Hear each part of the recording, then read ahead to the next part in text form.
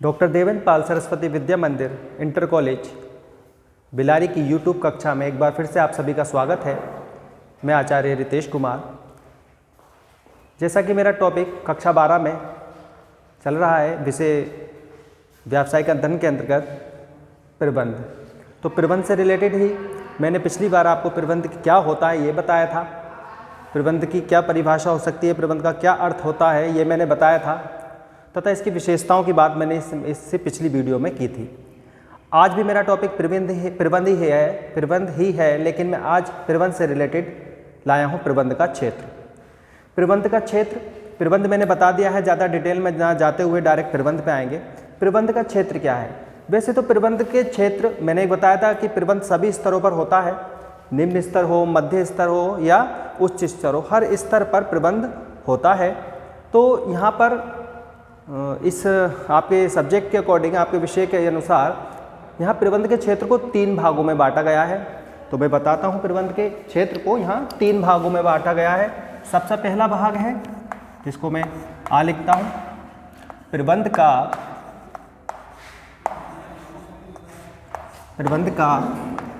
स्वभाव, प्रबंध का स्वभाव या इसकी प्रकृति, यानी इसका नेचर क्या है। ठीक है। दूसरा है प्रबंध की विषय सामग्री, प्रबंध की विषय सामग्री।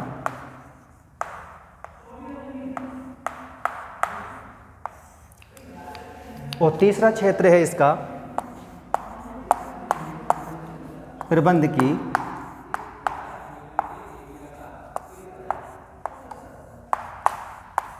सीमा है, प्रबंध की सीमा है। तो प्रबंध के क्षेत्र के अंतर्गत प्रबंध के क्षेत्र को 3 भागों में बांटा गया। पहला है प्रबंध का स्वभाव या प्रकृति, दूसरा है प्रबंध की विषय सामग्री और तीसरा है प्रबंध की सीमाएं।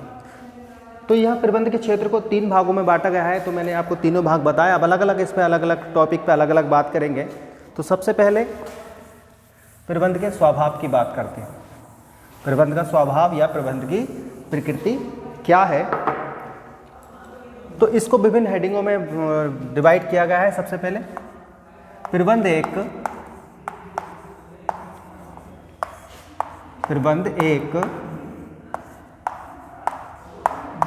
सामाजिक विज्ञान है, सामाजिक ज्ञान है। प्रबंध एक सामाजिक ज्ञान है। सामाजिक ज्ञान का क्या मतलब है? समाज का मतलब, यहाँ समाज शब्द जुड़ा है और समाज में रहते हैं मनुष्य, यानी प्रबंध मनुष्य से संबंधित है। प्रबंध मनुष्य से संबंधित है। प्रबंध जो बनाया गया है मनुष्य के द्वारा, मनुष्यों के लिए बनाया गया है। तो मनुष्य का स्वभाव क्या है? मनुष्य का स्वभाव परिवर्तित होता रहता है, बदलता रहता है।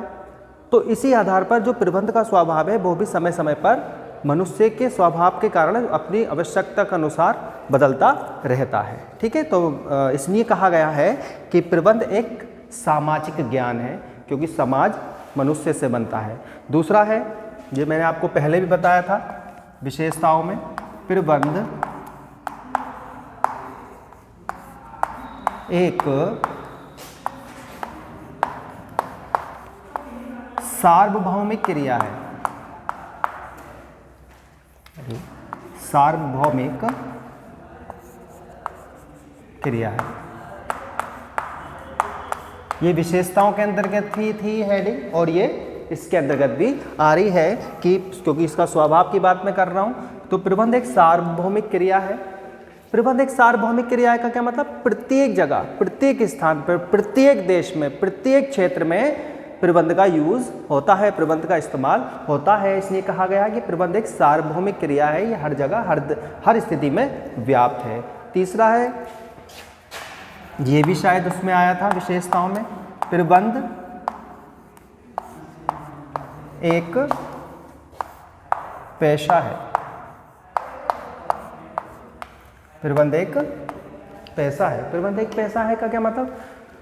प्रबंध एक पैसा है। पैसा क्या होता है ये भी मैं आपको बता चुका हूँ पिछली वीडियो में। इस टॉपिक को अगर आपने पिछली वीडियो नहीं देखी है तो पिछली वीडियो देखें, फिर ये टॉपिक देखें, नहीं तो ये टॉपिक आपकी समझ में नहीं आएगा।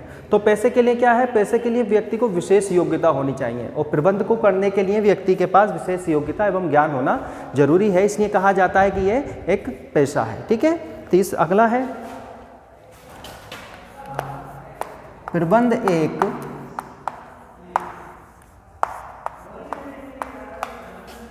नव विकसित विज्ञान है। नव विकसित विज्ञान है। नव विकसित विज्ञान है का क्या मतलब है? वैसे प्रबंध तो सभ्यता के विकास के साथ साथ ही है। जब सभ्यता का आरंभ हुआ था तब भी प्रबंध था, लेकिन प्रबंध का जो वास्तविक उदय माना जाता है वो औद्योगिक क्रांति के फलस्वरूप माना जाता है। औद्योगिक क्रांति के फलस्वरूप प्रबंध का और विस्तृत व्याख्या हुई है। उससे पहले सभ्यता के साथ भी प्रबंध चलता था। तो नव विकसित विज्ञान है मतलब जैसे जैसे उद्योगों में बढ़ावा हुआ, व्यापार बड़े स्तर पर हुए, उस तरह ये एक नए विज्ञान के रूप में उभर के आया है। इसलिए कहा जाता है कि प्रबंध एक नव विकसित विज्ञान है, क्योंकि इसी की नीतियों के कारण, इसी के द्वारा व्यवसाय का संचालन किया जाता है। ठीक है। इसलिए कहा जाता है कि प्रबंध एक नव विकसित विज्ञान है। आगे है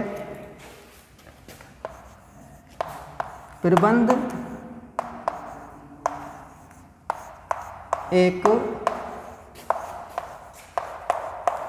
गत्यात्मक प्रक्रिया है। प्रबंध एक गत्यात्मक प्रक्रिया है। गत्यात्मक प्रक्रिया क्या है? गत्यात्मक प्रक्रिया का मतलब है कि ये निरंतर चलती रहती है। प्रबंध के सभी स्तरों पर ये व्यवसाय के उद्देश्य को प्राप्त करने के लिए निरंतर चलती रहती है। कभी भी ये फुल स्टॉप नहीं लगता इसमें, यह हमेशा गतिमान रहती है। इसलिए कहा गया है कि प्रबंध एक गत्यात्मक प्रक्रिया है। आगे है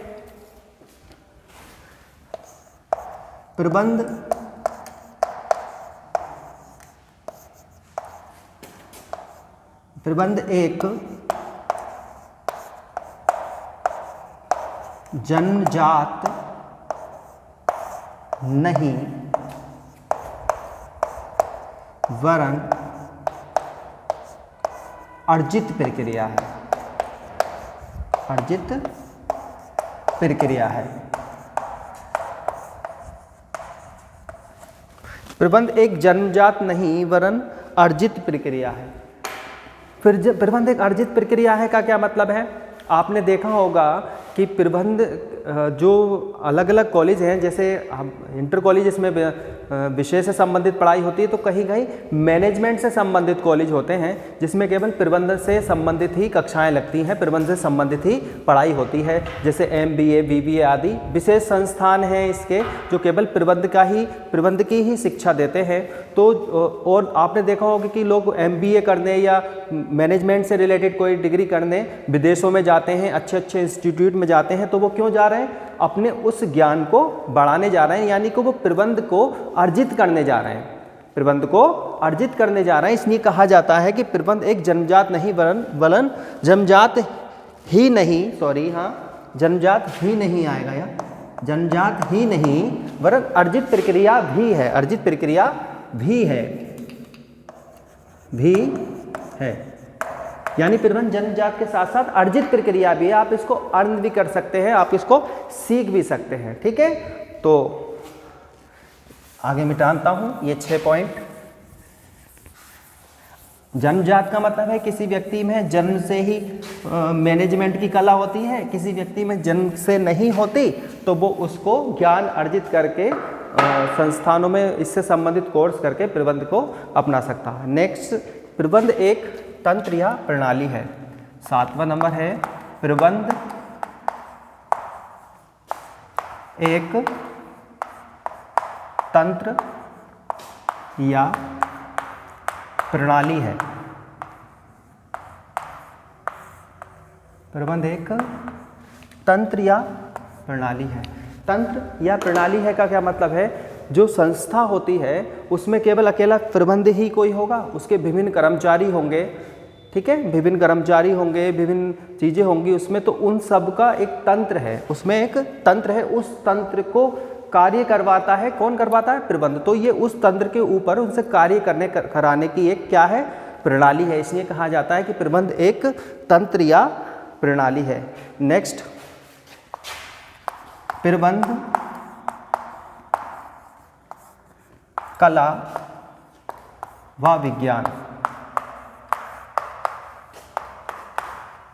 दोनों हैं। ये विशेषताओं में भी आया था, दोनों है। और इसमें मैंने आपको समझाया भी था कि प्रबंध कला किस तरह है और विज्ञान किस तरह है। कार्य को व्यवस्थित ढंग से किया जाता है, इसलिए कला की श्रेणी में रखा जाता है, और किसी भी विषय के क्रमबद्ध ज्ञान से जोड़ते हैं, नए नए नियम बनते हैं, सिद्धांत हैं इसलिए इसे विज्ञान की श्रेणी में भी रखा जाता है। इसलिए कहा गया है कि प्रबंध कला एवं विज्ञान दोनों ही है। ठीक है, नेक्स्ट है प्रबंध का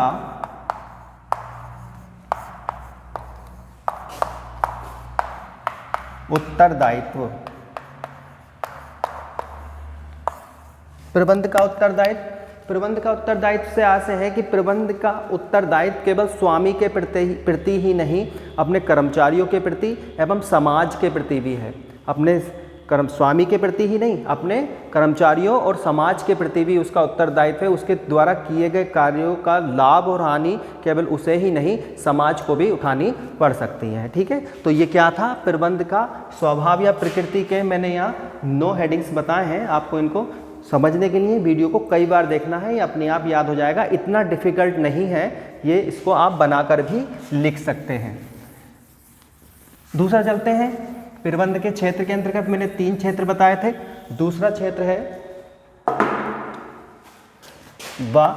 प्रबंध की विषय सामग्री। प्रबंध की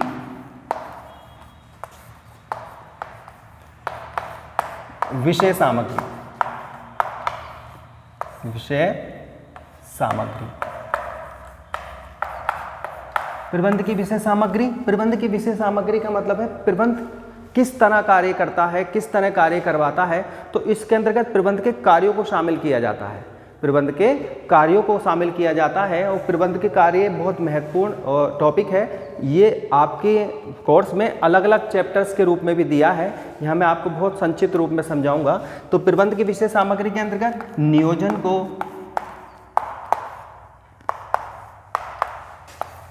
स्टाफिंग को,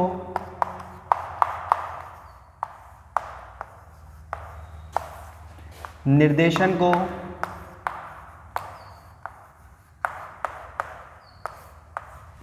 नियंत्रण को,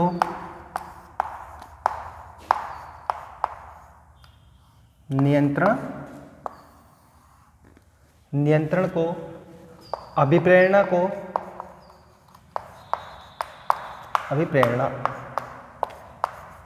समन्वय आदि बहुत सारे हैं। यहाँ विषय सामग्री के अंतर्गत उसके कार्यों को रखा जाता है, क्योंकि प्रबंध इनके द्वारा ही संस्था में कार्य को करवाता है। तो ये जो मैंने यहाँ लिखे हैं ये आगे भी आएंगे, इसके अलग अलग बिल्कुल अलग सेपरेट चैप्टर हैं, तब मैं इनको और डिटेल में समझाऊंगा। विषय सामग्री के अंतर्गत इसके ये आते हैं। ठीक है, तो प्रबंध की विषय सामग्री ये छोटा टॉपिक था। आगे है प्रबंध की सीमाएं। ये बहुत इंपॉर्टेंट है, कभी कभी अलग से भी आ जाता है कि प्रबंध की विभिन्न सीमाएं बताइए। पॉइंट,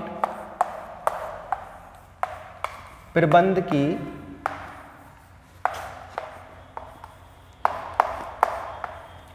सीमाएं। प्रबंध की सीमाएं, प्रबंध की सीमाओं का मतलब क्या है? वैसे तो प्रबंध सार्वभौमिक है, लेकिन इसकी भी अपनी कुछ सीमाएं हैं। कुछ परिस्थितियों में क्रियाशील होता है, कुछ परिस्थितियों में ये फेल हो जाता है। तो यहाँ इसकी कुछ सीमाएं हैं जिस दायरे के अंतर्गत रह के ये कार्य करता है। ये टॉपिक अलग से क्वेश्चंस के रूप में भी बहुत इंपॉर्टेंट है। कभी कभी केवल यही आ जाता है कि प्रबंध की विभिन्न सीमाएं बताइए, तो इसको आपको ध्यान से समझना है। देखते हैं, पहला है प्रबंध देश, काल एवं परिस्थितियों के अनुसार परिवर्तित होता रहता है। प्रबंध मैं शॉर्ट में लिख देता हूं, हेडिंग पूरा मैंने बोला कि प्रबंध देश, काल एवं परिस्थितियों के अनुसार परिवर्तित होता रहता है। प्रबंध देश, काल एवं परिस्थितियों के अनुसार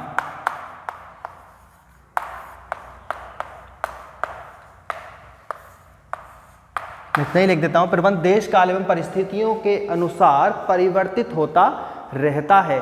देश, काल एवं परिस्थितियों के अनुसार परिवर्तित होता कैसे है? मान लीजिए कोई व्यवस्था अपने भारत में बहुत महत्वपूर्ण है, भारत में बहुत महत्वपूर्ण है, लेकिन वही व्यवस्था हो सकता है किसी दूसरे देश में महत्वपूर्ण ना हो, उससे इतना फायदा ना लिया जाए। ठीक है, कुछ व्यवस्था हमने मान लो बना दी इस परिस्थिति के लिए। मान लीजिए अभी शुरू में स्कूल खुला था तो हमने एक व्यवस्था बनाई थी कि बच्चे आएंगे, कक्षा में ऐसे ऐसे बिठा लेंगे और इस तरह पढ़ाएंगे, लेकिन वो क्या हुआ, वो व्यवस्था सब बेकार और स्कूल बंद हो गए। अब वो व्यवस्था क्या हुआ, बदल गई नहीं। पहले तो प्रबंध की हमारी दूसरी व्यवस्था थी, आज ये प्रबंध की दूसरी व्यवस्था है। तो जरूरी नहीं कि जो प्रबंध के सिद्धांत एक बार बन जाते हैं वो ही चलते रहें, वो देश, समय, काल, परिस्थिति के अनुसार बदलते रहते हैं, यानी कि प्रबंध के सिद्धांत स्थायी नहीं होते। जो कि अगला है, प्रबंध के सिद्धांत, प्रबंध के सिद्धांत जो मैंने अभी बताया परिवर्तनशील हैं,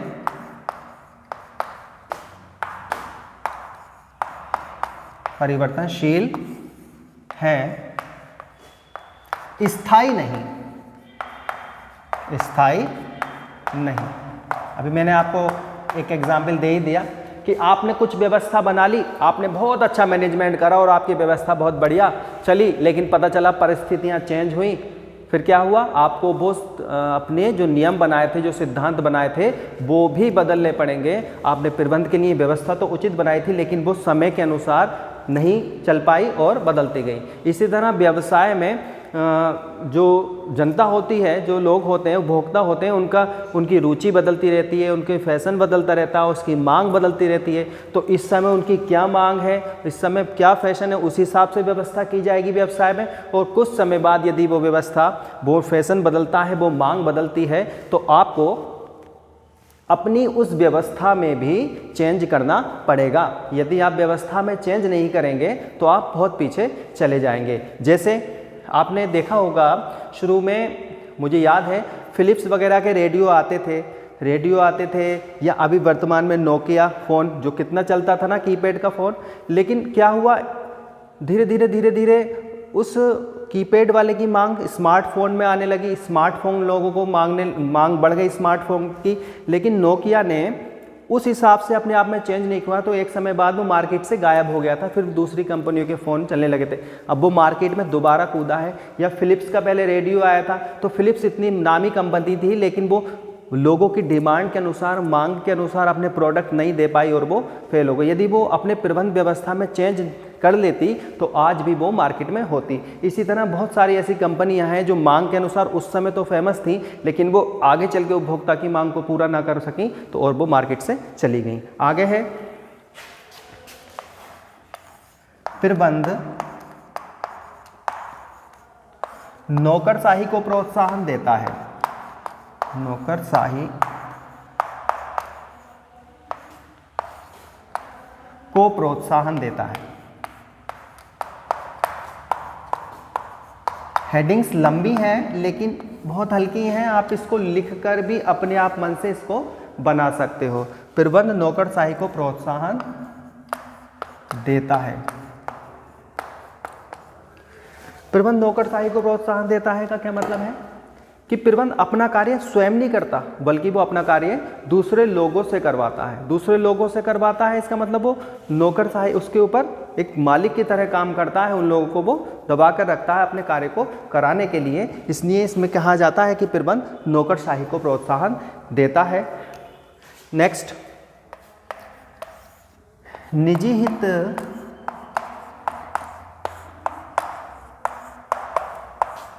एवं विशिष्ट प्रतिफल की आकांक्षा, विशिष्ट प्रतिफल की आकांक्षा।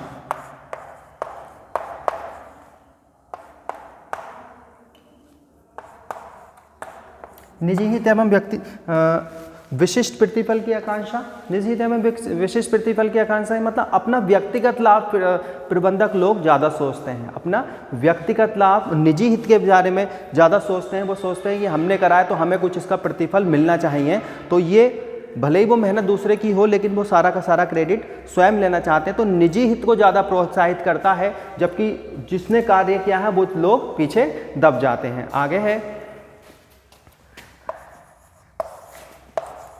कर्मचारियों के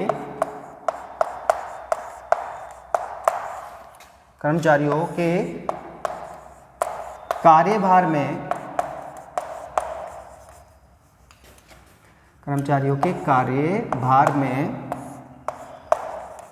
अनावश्यक वृद्धि।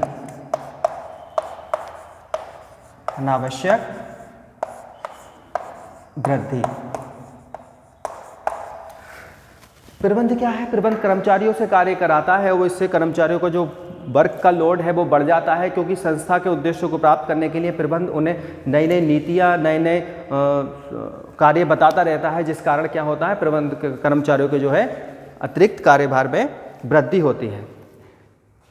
तो समझता हूँ आज की ये वीडियो में जो मैं लाया था प्रबंध का क्षेत्र, इसमें मैंने आपको 3 भागों में प्रबंध का क्षेत्र बताया है। थ्योरिकल क्वेश्चन है, बहुत इंपॉर्टेंट है, बोर्ड में भी आता है, इसलिए आप इस क्वेश्चन को समझने के लिए ज़्यादा से ज़्यादा बार देखें, याद ना करें। आप वीडियो को 2-3 बार देखेंगे तभी ये क्वेश्चन आपकी समझ में आ जाएगा। इतना डिफिकल्ट नहीं है कि आप स्वयं बना के ना लिख सकें, लेकिन सबसे महत्वपूर्ण है आपको इसकी हेडिंग्स याद होनी चाहिए। यदि हेडिंग्स याद है तो आप इसको स्वयं भी कर सकते हैं। ठीक है, मिलेंगे अब नेक्स्ट वीडियो में। उम्मीद है ये समझ में आया होगा। जब तक के लिए धन्यवाद।